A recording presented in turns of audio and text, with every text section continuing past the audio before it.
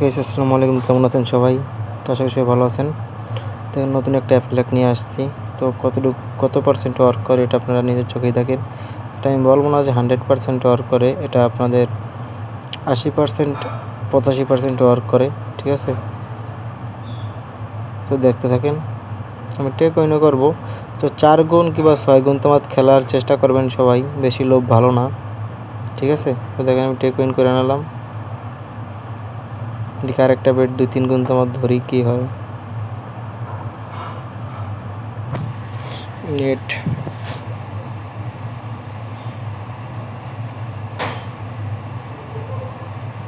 Take win.